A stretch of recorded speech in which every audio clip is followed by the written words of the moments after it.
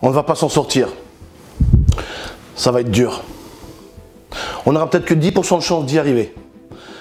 On va faire ce qu'on peut, mais voilà, on va ramer. Ça vous parle? Ces situations-là, on vit des événements qu'on n'a pas choisis, on subit une crise, on subit un Covid-19, on subit un confinement, on subit les affres de la concurrence, les augmentations de prix de nos fournisseurs, une baisse de motivation, on subit l'absentéisme, on subit.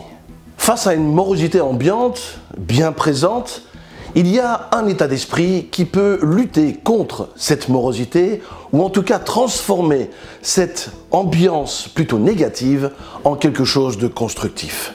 Eh bien, cette capacité, cet état d'esprit, c'est tout simplement l'optimisme. Alors, souvent, on confond l'optimisme avec sa caricature ou on l'oppose systématiquement au pessimisme ou au réaliste. Mais parlons-en juste une seconde du réalisme. Est-il réellement possible de faire preuve de réalisme, sachant que notre cerveau est constamment perturbé par des milliers d'informations à la seconde et qu'il fait un tri. Et que pour faire ce tri, eh bien, il fait usage de filtres. Et ces filtres, ça s'appelle entre autres le biais cognitif. Notre cerveau fait en permanence le tri de ce que nous voulons voir ou pas, de ce que nous pouvons penser ou pas, et ce n'est pas une fatalité. Nous avons tous cette capacité de transformer ce que le cerveau transforme et nous raconte comme histoire. Et oui, nous faisons tous nos films, qu'ils soient positifs ou négatifs, ce sont des films. Face à une situation lambda, eh bien, nous allons l'interpréter et nous appelons ça le pessimisme. Si c'est plutôt douloureux, inquiétant, on va tous en baver, ou optimiste, si on met sa confiance, on ne sait pas tout à fait où on va, mais on sait qu'on va y arriver grâce à nos collaborateurs, à l'énergie qu'on peut mettre ensemble, à la créativité, parce qu'on est convaincu qu'il existe des solutions. Et c'est de cette dernière que je veux vous parler. C'est cette puissance qui réside en chacun d'entre nous et que nous pouvons tous aller puiser pour pouvoir transformer des pépins en pépites.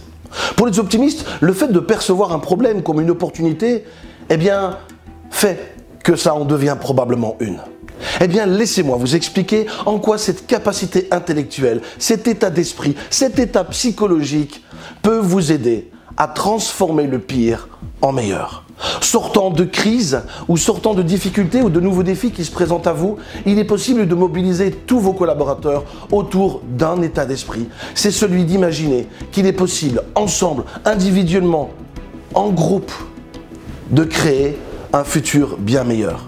L'optimisme développe la confiance, dope la créativité, l'engagement, le présentéisme, l'enthousiasme. Ce n'est pas être dans le déni, bien au contraire, c'est comprendre les situations critiques dans lesquelles on se trouve aujourd'hui, mais c'est aussi être convaincu qu'ensemble, on va trouver des solutions, qu'ensemble, nous allons y arriver. Le chemin est flou, on ne sait pas trop comment on va y arriver, mais ce qui est certain, c'est que les compétences et les énergies sont présentes autour de nous pour y arriver. Et ça commence par chacun d'entre nous individuellement. Laissez-moi vous en parler dans ma conférence « L'audace de l'optimisme » et vous allez voir comment il est possible de transformer une vision négative, catastrophiste ou anxiogène en vision positive, transformante et créatrice. Je vous dis à très bientôt. Ah oui, et j'ai oublié de vous dire, toutes les histoires dans mes conférences sont vraies.